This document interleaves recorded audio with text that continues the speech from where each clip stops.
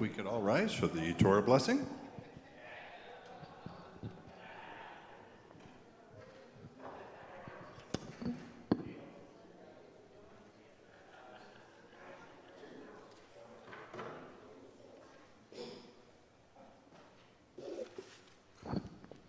Sorry, I had to close the door there.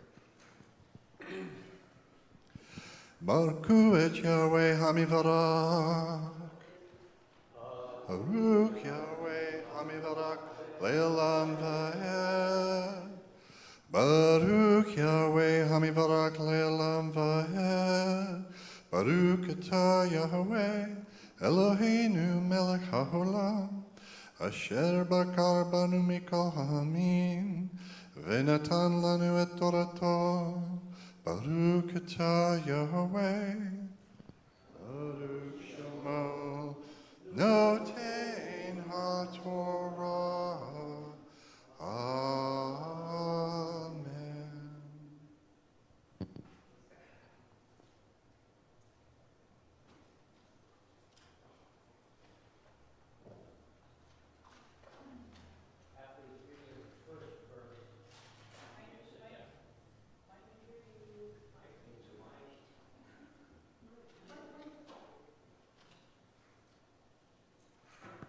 After the reading of the first verse, you may sit down because we'll go through it and discuss it as it goes.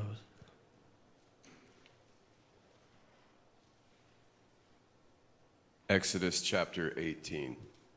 When Jethro, the priest of Midian, Moses' father-in-law, heard of all that God had done for Moses and for Israel, his people, and that the Lord had brought Israel out of Egypt, then Jethro, Moses' father-in-law, took Zipporah, Moses' wife, after he had sent her back, and her 2 sons, of which the name of the one was Gershom, for he said, I have been an alien in a strange land.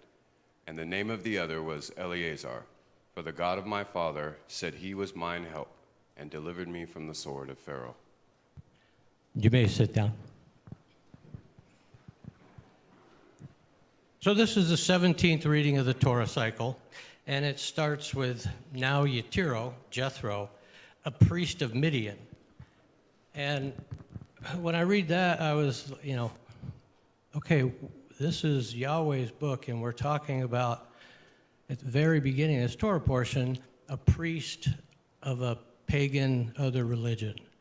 And why is what this man does so important that it starts a whole new Torah section? And the setting is Moses' father-in-law, his wife, and 2 sons who Moses hasn't seen, Moshe hasn't seen, since they went down to Egypt to get them to let my people go. They're coming to meet him, and he stops short of Moses' camp and sends in a messenger. And Jethro, Moses' father-in-law, came with his sons and his wife unto Moses in the wilderness, where he encamped at the mount of God. And he said unto Moses, I, thy father-in-law, Jethro, am come unto thee, and thy wife, and her 2 sons with her. And Moses went out to meet his father-in-law, and did obeisance, and kissed him. And they asked each other of their welfare, and they came into the tent. So Moshe hasn't seen his wife or children for a long time, and Jethro comes and brings them, and instead of greeting his wife and children first, he greets the father-in-law. He greets Jethro and brings him into the tent. So obviously this is something that's important, and it needs to be emphasized. One of the commentaries is of the 10 commandments that were not given yet, this is the honoring of the father and mother. And it also includes your father and mother-in-law. And usually when that word in-law father follows father or mother, there's about to be a joke told. And the in-laws become targets in a way. But they're not supposed to be. They're supposed to be honored like the father and mother, because these families have now become united, and they should be united vertically first and then horizontally. And Moses told his father-in-law all the Lord had done unto Pharaoh and to the Egyptians for Israel's sake, and all the travail that had come upon them by the way, and how the Lord delivered them.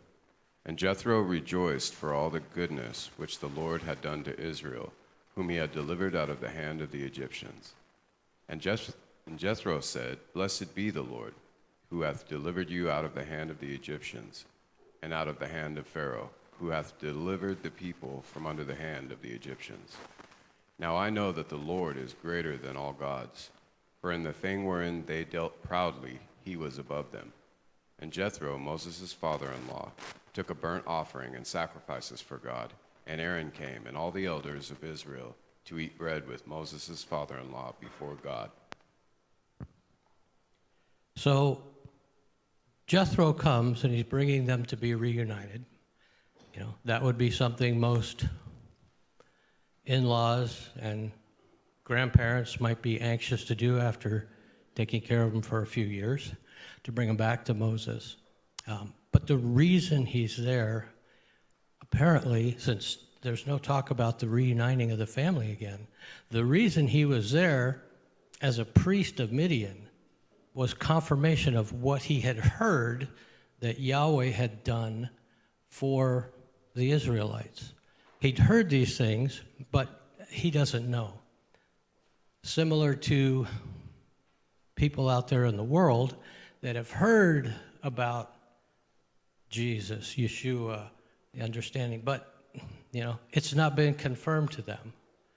And one of the commentaries that I like, or several of them actually, say this was the first case of a person of God, a person of Yahweh, witnessing to another person to confirm that, yep, these aren't just rumors.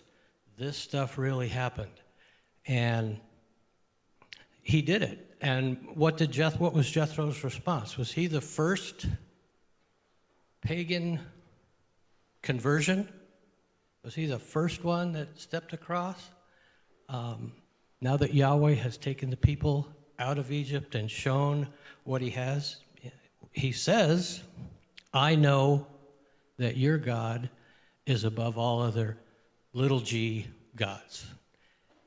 And he makes that statement. And the little g gods that comes in all the time, I always wanted clarification on what that was. Why are they given even the status of the little g God? Because what they were and are, and when Yahweh brought the people out of Egypt, he went after each one of those idols and picked them off. The idols were the representations of demons or evil spirits that someone carved or made or took to look like this object. They gave it a name, and they taught that the demons or the gods had control over certain aspects of their life or the way the world works. And now that Jethro has seen this and has been witness to, he realizes that there aren't any. Those idols, those figures, those things that he had been taught his whole life and that he had been teaching other people about in Midian were incorrect. And Yahweh is the only true God. So that Jethro, demonstrating this, offers a burnt offering and sacrifices, and they have the dinner together, and he appears to be accepted as part of Moshe's team, and definitely under the covering of Yahweh. And it came to pass on the morrow that Moses sat to judge the people, and the people stood by Moses from the morning unto the evening. And when Moses' father-in-law saw all that he did to the people, he said, What is this thing that thou doest to the people? Why sittest thou thyself alone, and all the people stand by thee from morning unto evening? And Moses said unto his father-in-law, Because the people come unto me to inquire of God.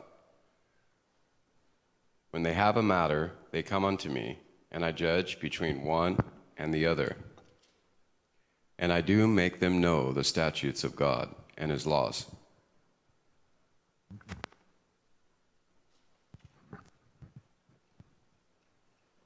Okay, so now here comes my next question. What gave Jethro the authority to change or make suggestions to what was already being done? If he's a brand new convert and is now in the fold, he's going to change the system that Moses just explained after seeing how powerful God was. What gave him that? You could see the desire. If you're a priest or a pastor, you understand organizations and delegation and not trying to do all the heavy lifting yourself. But now he's in a different system. Why did he have this ability or authority to tell Moses what to change? And Moses' father-in-law said unto him, The thing that thou doest is not good. Thou wilt surely wear away, both thou and this people that is with thee. For this thing is too heavy for thee. Thou art not able to perform it thyself alone. Hearken now unto my voice. I will give thee counsel, and God shall be with thee. Be thou for the people to Godward, that thou mayest bring the causes unto God. And thou shalt teach them the ordinances and laws, and shalt show them the way wherein they must walk, and the work that they must do. Moreover, thou shalt provide out of all the people able men, such as fear God, men of truth, hating covetousness, and place such over them to be rulers of thousands, and rulers of hundreds, rulers of 50s, and rulers of 10s. And let them judge the people at all seasons. And it shall be that every great matter they shall bring unto thee, so shall it be easier for thyself. And they shall bear the burden with thee. If thou shalt do this thing, and God command thee so, then thou shalt be able to endure, and all this people shall also go to their place in shalom. 23 again. If you do this thing, and God so commands, then you will be able to endure, and all these people will go to their place in shalom. So, from the beginning, when he was witnessing to him, he wasn't bringing a convert through a legal, dispassionate argument. He had developed a relationship that they could share, and he explained his relationship with Yahweh, and they built another stronger relationship with his father-in-law. And what gives me encouragement or great peace is that verse 23. Up until then, it's like, okay, you can see that there's something coming, but when this former, and I'm going to call him former now, pagan priest of Midian says, if God so commands, he's given him this advice. He's not saying, do it on my authority. He's saying, this is my suggestion, if God so commands. So Moses has to pray and ask God and find out, is this the way I'm supposed to proceed? And apparently, that's the way it continues to transpire. So Moses hearkened to the voice of his father-in-law and did all that he had said. And Moses chose able men out of all of Israel and made them heads over the people, rulers of thousands, rulers of hundreds, rulers of 50s, and rulers of 10s. And they judged the people at all seasons. The hard causes they brought unto Moses, but every small matter they judged themselves. And Moses let his father-in-law depart, and he went his way into his own land. So when he told Moses to select a man, what are the qualifications? How is he supposed to select these men to assist him, to be part of this establishment, this system of Moses being the intermediary and bringing things to God? What were the qualifications that he had to look for those men? Were they not the richest guys in the kingdom? Were they the ones who already had a informal leadership position? You know, it was pretty simple. Able men who fear Yahweh. That was the first qualification. You know, can they talk? Can they listen? And first of all, do they have the fear of God? And the fear of God, you talk to people and you listen, the fear of God. What is, the fear, scared? Yeah, you should be. Sometimes we don't realize that how awesomely powerful he is, and that can be taken for granted, and that'll come again later in this Torah section. But the fear of God, the beginning of all knowledge, it's a wonderful thing, and it should cause you to shake and shudder a little bit. There's nothing like this on earth that really you can compare it to, but I'm going to try. Are there any surfers in here? Okay. When I talk about big wave surfing, if it's 20 feet high, it's big. Most people learn to surf on 2 to 3 foot swells on Waikiki Beach, and that's really peaceful and fun. But, once a wave gets to be taller than you, it can throw you wherever it wants to go. And once it's 20 feet, that's scary. And it's powerful. And when you fall off that board at the wrong time, you're going to bounce off the bottom of the ocean. And you better just go along for the ride, because there really isn't anything you can do. And when it's over, you either get up and walk out of the water and say, I'm never doing that again. Or you get out and like, that was awesome. Where's my board? I'm going back. But if you don't have the fear of that, if you don't respect that wave and you get on it at the wrong time, or you're not looking to see, okay, the wave's breaking this way. If I paddle out here, it's going to take me right into that coral, and that's going to hurt a lot. Or the skier who's going off the precipice. You look down and there's no snow but air for about 30, 40 feet, and then it's deep. You look over, that's pretty scary, and you get up the nerve and you step off and you get down to the bottom and it's like, that's awesome, I gotta do that again. But if you don't have that fear or that respect, the respect for Yahweh, the respect for a situation, it'll kill you. It can kill you. And if we don't have that respect for Yahweh and we don't have that belief in Yeshua, if we don't respect that, he doesn't need to kill us because we're already dead. Number 2, men of truth. Remember, who is truth? Who's named truth? Whose thigh is that written on? Yeshua. And men who hate dishonest gain or bribery. Well, if those 3 things were everybody we have ever elected, we'd be doing awesome. We'd be in good shape.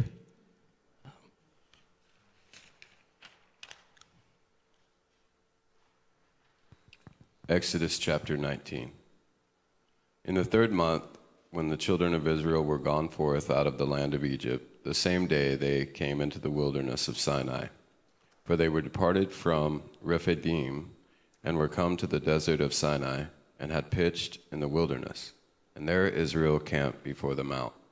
And Moses went up unto God, and the Lord called unto him out of the mountain, saying, Thus shalt thou say to the house of Jacob, and tell the children of Israel, Ye have seen what I did unto the Egyptians, and how I bare you on eagle's wings, and brought you unto myself. Now therefore, if ye will obey my voice indeed, and keep my covenant, then ye shall be a peculiar treasure unto me above all people, for all the earth is mine. The Lord tells Moshe to tell the house of Jacob and the sons of Israel. Why the split?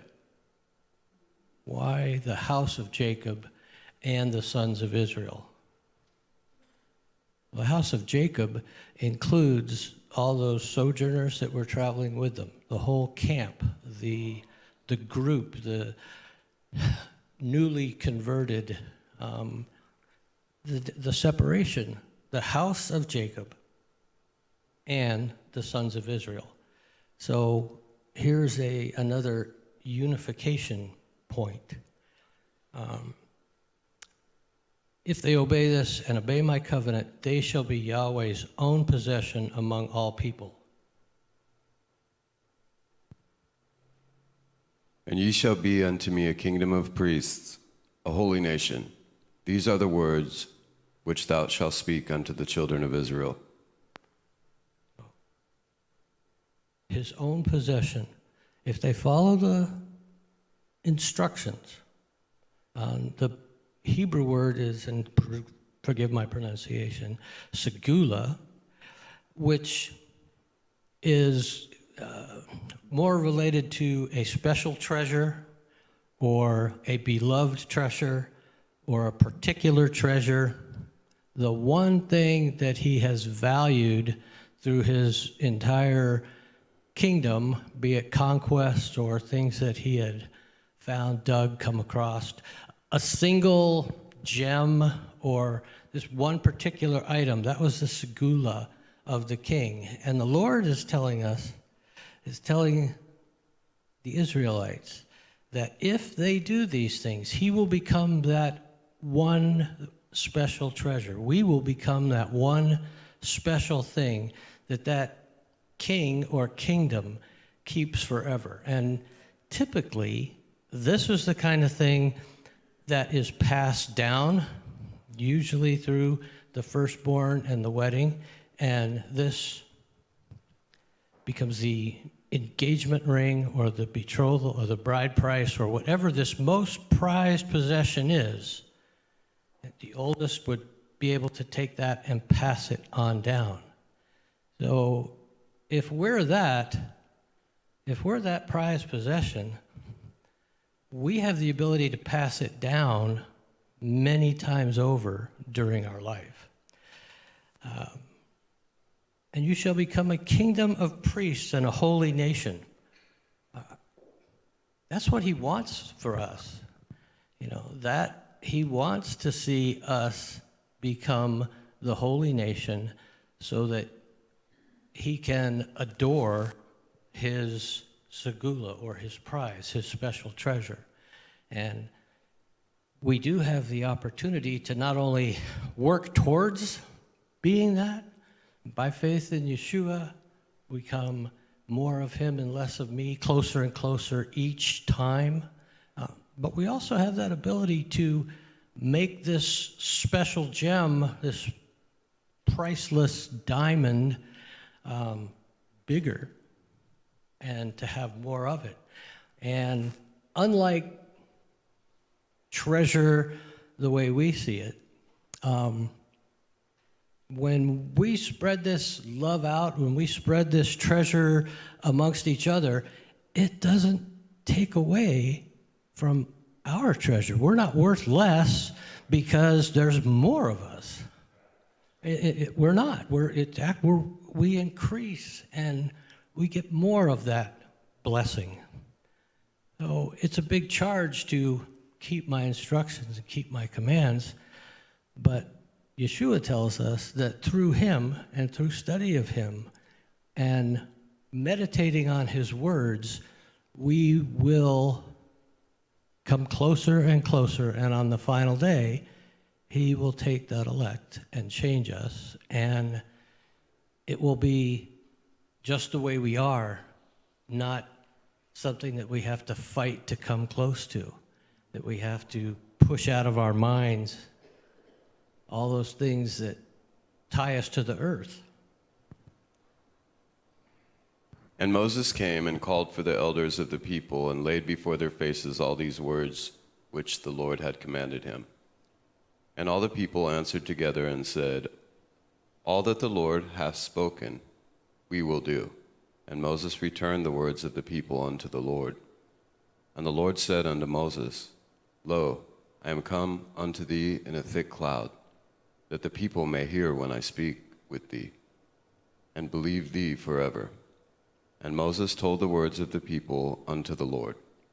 And the Lord said unto Moses, Go unto the people, and sanctify them today and tomorrow, and let them wash their clothes.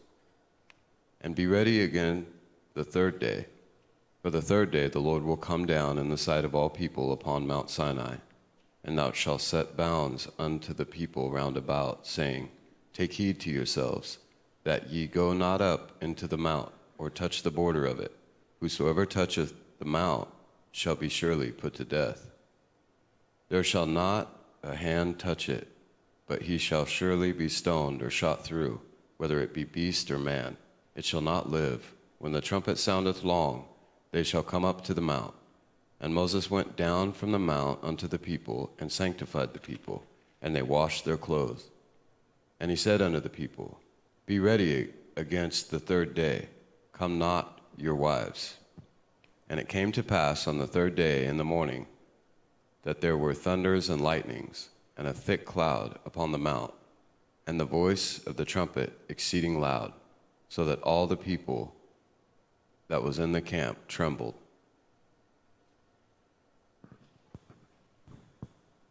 So he's given the instructions to prepare the Israelites to meet him.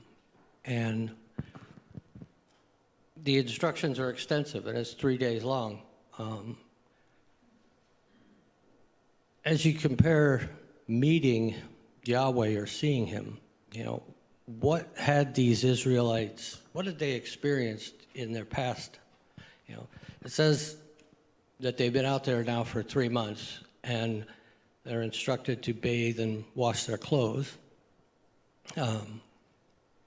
Apparently that hadn't been the common practice. It wasn't something that they did every day.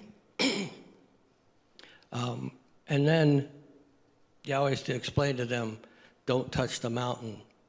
Don't come up here. Set boundaries. Don't let them do this. Don't let them do that.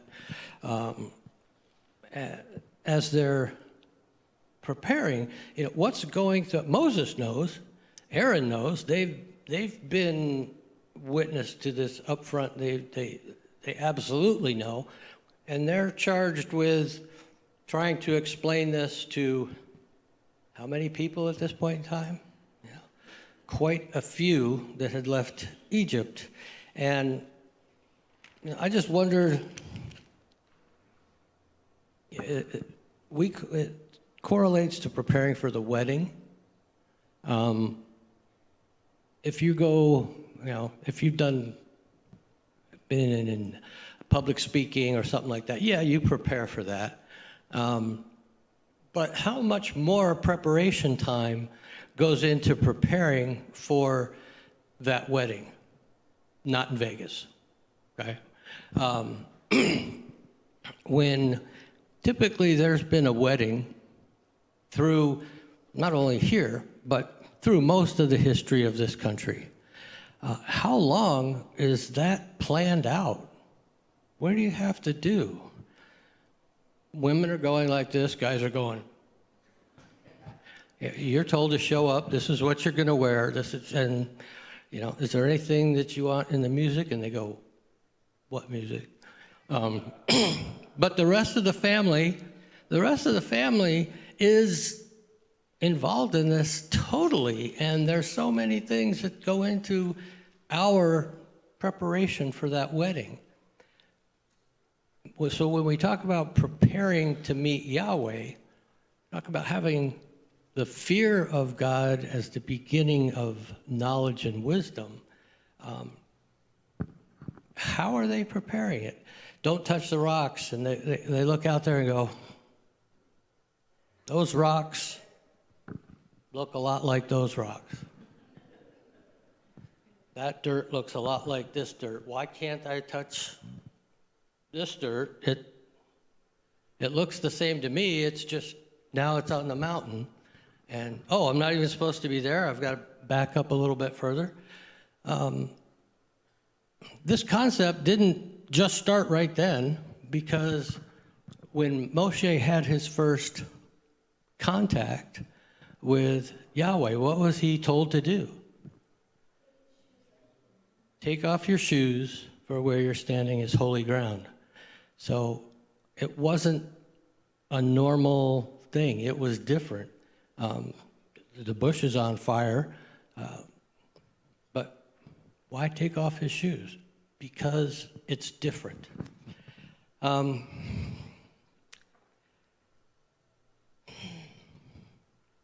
So I think the Israelites, for the most part, are trusting. They've seen, obviously, miraculous things that Moses has told them that God told them. So they're free. They're out of Egypt. They're going to prepare. They're going to get ready and do this thing. And in some sense, I think we need to, cut these people some slack for what they were doing, because for the previous 400 years or so, they had not been in a system where they could really the masses could be educated in the ways of Yahweh. There weren't any formal schools or instructions on how to live a God-centered life. In fact, the most privileged or lucky ones, back when Joseph was the viceroy of Egypt, he was Hebrew, and he held that higher than his position as viceroy of Egypt. He held that higher. However, he was educated by the Egyptians. He was living within the Egyptians' customs for the most part. He still kept his faith in Yahweh. Now, this is the first generation that comes in, and if there's talented or young men that show promise, Joseph was probably able to get them educated in the schools. But what schools are they going to? They're going to schools that are run by the Egyptians. They're taught, we'll say mathematics, they're taught physics, they're taught other things, but at the same time, they're also taught about who these idols that they called little g gods are, and what they do, and how they control things. And every time it rains, they're giving thanks to whatever statue that was. And when it doesn't rain, they make an offering to a different one. And when they need to travel, there's a different one. And so even that first generation, even if they don't believe it, they're there and they're hearing it. Now, the second generation comes along, and if they get educated, they're going to go to school and probably not have as much of what mom and dad told them, maybe very little of what grandpa told them. And they go to school, they get the same thing. So after 400 years of this, how many of these thousands, tens of thousands, knew Yahweh? How many of them knew who these idols were? Because that's all they'd been taught, especially if they were successful and influential in the kingdom, because they're the ones that would have gotten the opportunity or the privilege to be educated at the time. Because when it started, remember, they weren't, under the master's whip.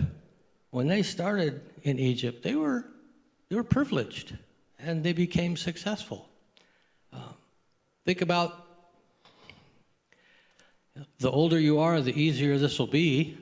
Think about what you were taught in school, and what you were taught was the right way and the wrong way, and how many minutes you spent before school started in prayer. And your school probably had the 10 Commandments in the cafeteria or somewhere in the building. And how quickly has that deteriorated here? And if you think about it deteriorating for another 400 years, what did they really know? How did they know why they should prepare to meet Yahweh? In our ways of thinking, how much time do we spend preparing to meet Yahweh, to be here, to be on Shabbat, for Passover, for Sukkot? Here in 2021, or maybe we should pick 2018 or 19, how much more preparation goes into the average sports fan going to a college football game? Going to these, you got to buy the tickets. That's expensive. Got to play. Got to make sure you got time off. What if it's a playoff game? Well, that's real important.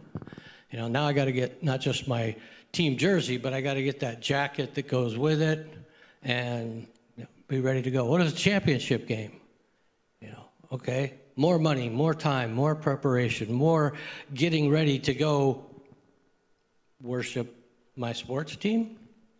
And I could talk about this because I've been there, and it's not a criticism. Well, it is a criticism, but it's a criticism of me as well. And although I've never had the opportunity to go to a World Cup or the World Series or a Super Bowl, the planning and preparation and finances and things that go into that, pay $2,500 for a ticket, buy plane fare to go to wherever the venue is, hotels, face paint, $10 foam fingers. We don't think about it. That just seems like, yeah, let's go. We need that excitement for, yeah, let's come. Let's be here. Let's share what he has for us, because you can't compare, victory in a sports game, especially if you're not even one of the players. All you're doing is paying so they can make millions of dollars. And here, what we put in, we're going to get back, measured back, pressed down, all right? Not like, I don't care how many times the Ducks or the Seahawks win championships. They're not sharing any of that. We don't even get it. You might be a faithful fan, but unless you got one of those $10,000 a year skyboxes, you're not even invited to the celebration party when they come home. But we're all invited to the wedding if we choose to prepare and get ready to go. And Moses brought forth the people out of the camp to meet with God, and they stood at either part of the mount. And Mount Sinai was altogether on a smoke, because the Lord descended upon it in fire, and the smoke thereof ascended as the smoke of a furnace, and the whole mount quaked greatly. And when the voice of the trumpet sounded long and waxed louder and louder, Moses spake, and God answered him by a voice. And the Lord came down upon Mount Sinai on the top of the mount, And the Lord called Moses up to the top of the mount, and Moses went up. And the Lord said unto Moses, Go down, charge the people, lest they break through unto the Lord to gaze, and many of them perish. And let the priests also, which come near to the Lord, sanctify themselves, lest the Lord break forth upon them. And Moses said unto the Lord, The people cannot come up to Mount Sinai, for thou chargest us, saying, Set bounds about the mount, and sanctify it. And the Lord said unto him, Away, get thee down, and thou shalt come up, thou and Aaron with thee. But let not the priests and the people break through to come up unto the Lord, lest he break forth upon them. So Moses went down unto the people and spake unto them. So again, as we look at this meeting of the Israelites with Yahweh, as we compare it to a shadow picture or a rehearsal for the marriage supper of the Lamb, the cloud of glory that's over the top, it's related to a chuppah, which in the wedding is the covering that the bride and groom stand under. In Isaiah 4:5, the Lord will create over the whole area of Mount Zion and over her assemblies by a cloud by day, even smoke, and the brightness of flaming fire by night. For over all the glory will be a chuppah.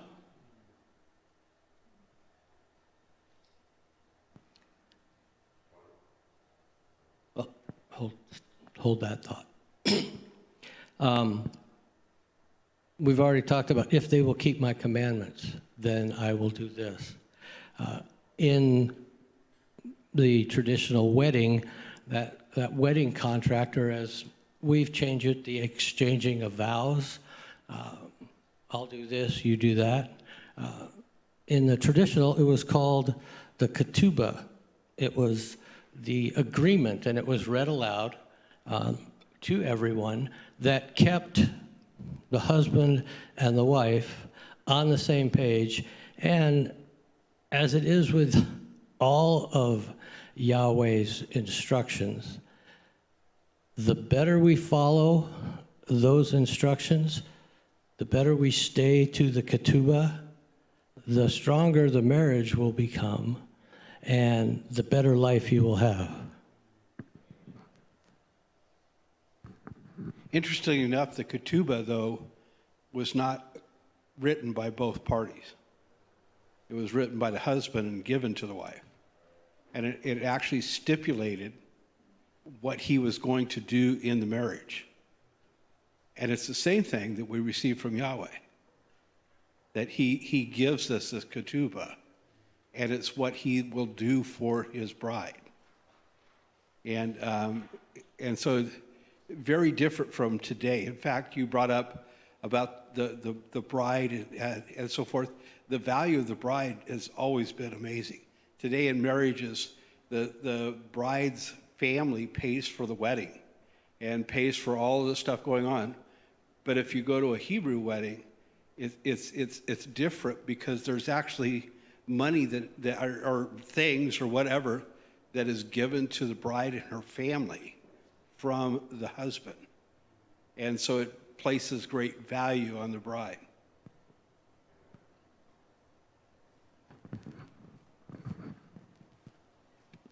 Just a side note on that, and I'm glad that we didn't have YouTube or anything at this time, but I had the privilege of being the best man at a Jewish Christian wedding, and the preparation that went into that was amazing. So the preparation that goes into this has got to come over top of that.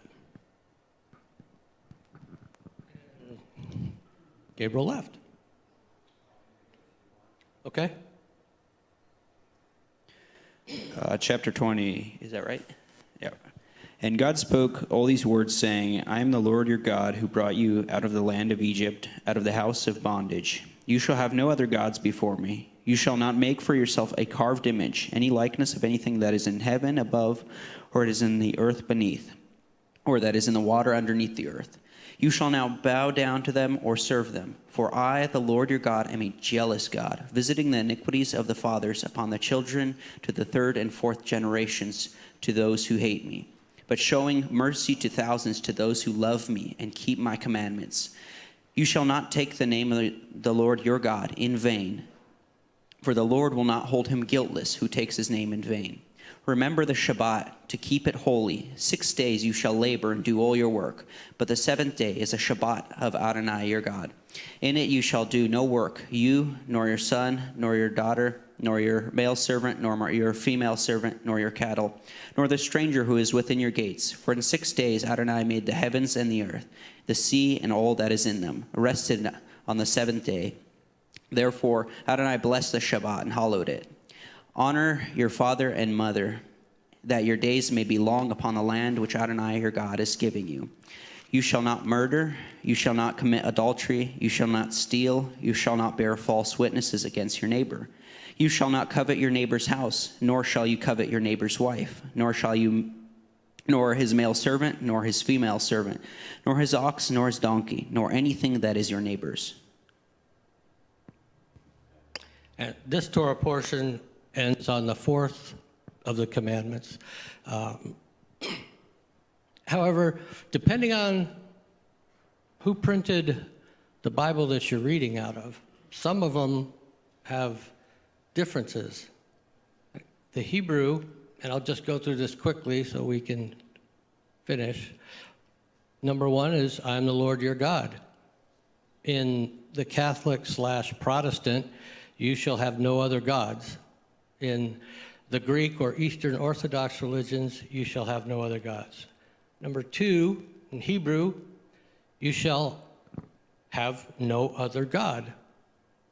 In the Catholic Protestant, do not take the name in vain, the name of the Lord in vain.